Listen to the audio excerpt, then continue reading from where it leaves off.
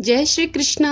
राधे राधे भगतजनों, आज हम जानेंगे रिद्धि सिद्धि क्या होती है, स्वास्तिक क्यों बनाया जाता है, इसका क्या महत्व है, गणेश चतुर्थी का क्या महत्व है और संकट नाशन गणपति स्तोत्र का अर्थ जानेंगे। इसी के साथ साथ गणेश जी की वंदना का मंत्र और भगवान गणेश जी की पत्तल कैसे निकालते हैं वो जानकारी प्राप्त करेंगे। जानती हूँ वीडियो थोड़ी लंबी जाएगी, परंतु हमें इससे सीखने और समझने को भी तो बहुत कुछ मिलेगा। चलिए शुरू करती हूँ। सबसे पहले रिद्धि सिद्धियाँ क्या होती हैं। आपने बहुत से लोगों को आशीर्वाद देते हुए सुना होगा, जैसा कि वो बोलते हैं भगवान आपको रिद्धि सिद्धि प्रदान करे इत्यादि वगैरह। गणेश जी के विषय में कहा जाता है कि वे रिद्धि एवं सिद्धियां प्रदान करने वाले हैं। 8 प्रकार की रिद्धि सिद्धियों वे 8 शक्तियां हैं जो योग अभ्यास के द्वारा प्राप्त होती हैं। वो इस प्रकार हैं: 1 परखने की शक्ति, निर्णय लेने की शक्ति, सामना करने की शक्ति, सहन करने की शक्ति, सहयोग करने की शक्ति, विस्तार को संकुचित करने की शक्ति, समेटने की शक्ति, समाने की शक्ति अर्थात निहित हो जाने की शक्ति। इसी प्रकार गणेश जी भगवान की 9 निधियां भी होती हैं। वो निधियां इस प्रकार हैं: सुख, शांति, पवित्रता, ज्ञान, प्रेम, आनंद, संतोष, धैर्य और दया भावना। तो भगतजनों, आप समझे रिद्धि सिद्धियां क्या होती हैं। अब जानते हैं स्वास्तिक का क्या महत्व होता है। आप देखते होंगे हम अपने घर के अंदर किसी अच्छे काम में, अपने घर के बाहर के दरवाजे पे साथिया बनाते हैं हमेशा। तो जानते हैं स्वास्तिक का क्या अर्थ है। शुभ और आनंद कर अर्थात शुभ और आनंद देने वाला कहा जाता है। इसे गणपति के समान ही माना जाता है। पूजन के समय यदि गणेश जी की मूर्ति या पुंगी फल अर्थात सुपारी उपलब्ध नहीं हो सके तो स्वास्तिक का चिन्ह बनाकर उसी की गणेश जी के रूप में पूजा की जा सकती है। स्वास्तिक के चिन्ह की पूजा करने से हमारा जो अशुभ है वो शुभ में बदल जाता है, हानि लाभ में बदल जाती है और पराजय का स्थान जय ले लेती है। ये है स्वास्तिक का महत्व जो आपने अभी जाना। अब आगे गणेश चतुर्थी का क्या महत्व है, इसका क्या पुण्य फल होता है, ये क्यों की जाती है, इन सभी सवालों के जवाब लेते हैं। जैसे श्री विष्णु की एकादशी होती है, शिव शंकर की शिवरात्रि होती है, वैसे ही श्री गणेश जी भगवान की चतुर्थी का व्रत होता है। यह चतुर्थी श्री गणेश जी को अत्यंत प्रिय है। श्री गणेश अर्थव शीर्ष में भी चतुर्थया मनशनन जपति ऐसा चतुर्थी का निर्देश दिया गया है।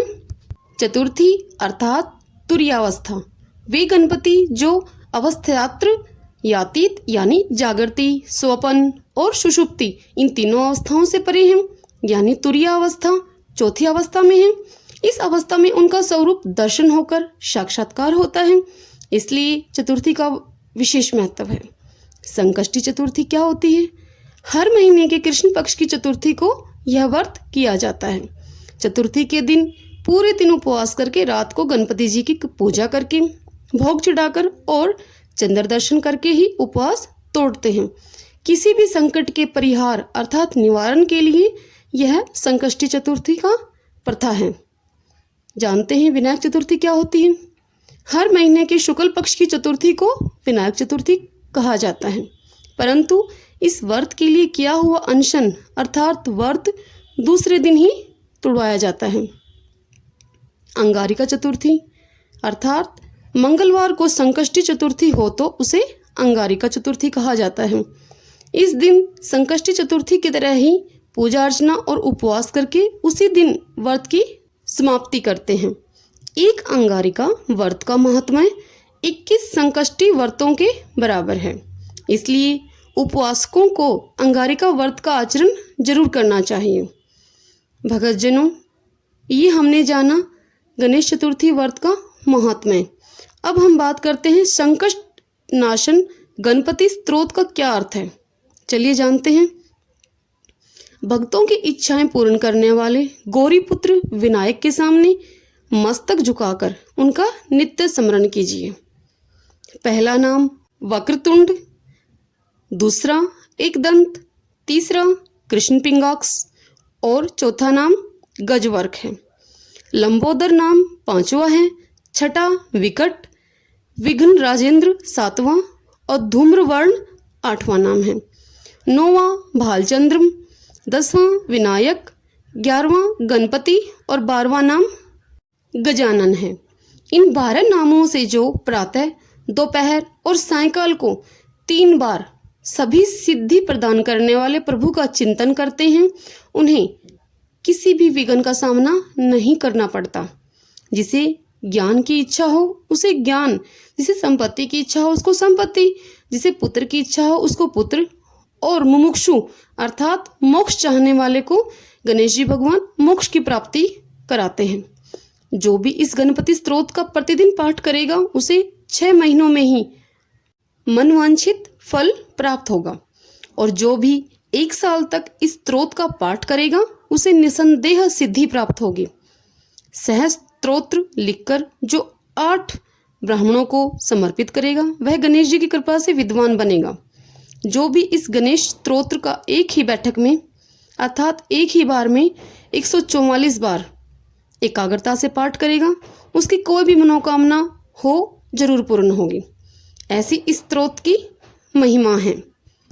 भगतजनों, संकट नाशन गणपति स्तोत्र का यदि आप संस्कृत में पाठ ना कर सकें तो आप इसका हिंदी अर्थ अनुवाद जो मैंने अभी आपको बताया है प्रतिदिन पढ़कर आप गणेश जी की आरती कीजिए और फिर गणेश जी की वंदना करिए। आपको 100% अवश्य लाभ होगा। गणेश जी की वंदना इस प्रकार करें।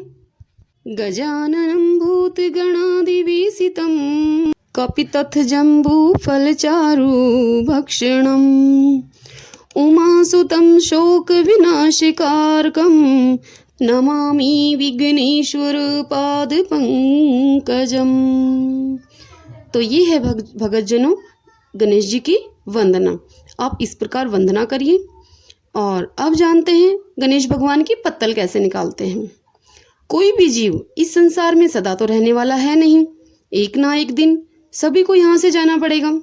यहाँ से जाकर कहीं जहाँ भी हमें पहुँचना होगा वहाँ के रास्ते के लिए पाथे अर्थात कलेवा आवश्यक है। वह कलेवा है भगवान की पत्तल तैयार करना अर्थात दान पुण्य भजन पूजन करना। इसी की तैयारी के लिए आपको यहाँ यह प्रेरणा दी जा रही है। आने वाले समय के लिए एवं सदा के लिए कलेवा अर्थात भगवान की पत्तल को तैयार करो। और वह पत्तल इस प्रकार है। एक एक पत्तल 14 जगह रख दें और ब्राह्मणों को दे दें। यह पत्तलें कब कब देनी है आइए जानते हैं। गणेश जी के लिए यह पत्तलें चतड़ा चौथ अर्थात भाद्रपद कृष्ण चतुर्थी को देनी है। हनुमान जी के लिए हनुमान जयंती अर्थात चैत्र की जो पूर्णिमा आती है उसको देनी है। गुरुदेव की प्रसन्नता के लिए गुरु पूर्णिमा को देनी है और वह गुरु पूर्णिमा आषाढ़ की पूर्णिमा को आती है। तो गुरु पूर्णिमा को गुरु की प्रसन्नता के लिए आषाढ़ की पूर्णिमा को यह पत्तल दें। गोविंद के लिए अर्थात भगवान कृष्ण के लिए जब भी आपकी इच्छा हो तब यह पत्तल निकाल दें। नर के लिए जब इच्छा हो तब दें। इसी प्रकार नारायण के लिए जब आपका मन करे जब इच्छा हो आपकी तब देना ये पत्तल। विष्णु भगवान के लिए भी जब आपका मन करे तभी आप कभी भी ये पत्तल दे सकते हैं। चित्रगुप्त के लिए भी जब भी आपका मन करे ये पत्तल आप दे सकते हैं। भगतजनों, इस बात से आप भली भांति परिचित हैं कि कोई भी जीव इस संसार में सदा के लिए नहीं रहने वाला है। एक ना एक दिन ये संसार उसको छोड़ना ही पड़ेगा और हमें आगे का जीवन जन्म कैसा मिलेगा उसको सुधारने के लिए हमें ये पत्तल अर्थात एक तरह से दान पुण्य हमारे हाथों से हो जाएगा ताकि हमारा अगला जन्म सुधर जाए, हमें भूखे प्यासे भटकना ना पड़े। उसके लिए हम ये दान धर्म करेंगे। भगतजनों, मेरे द्वारा दी गई जानकारी आपको कैसी लगती है? वीडियो को लाइक और डिसलाइक करके आप बता सकते हैं या फिर कमेंट बॉक्स में जाकर आप कमेंट कर सकते हैं इस बात के लिए। और उम्मीद करती हूँ आपको मेरे द्वारा सुनाई जाने वाली कथा और कहानियाँ महात्म वगैरह अच्छे ही लगते होंगे। जय श्री कृष्णा, राधे राधे।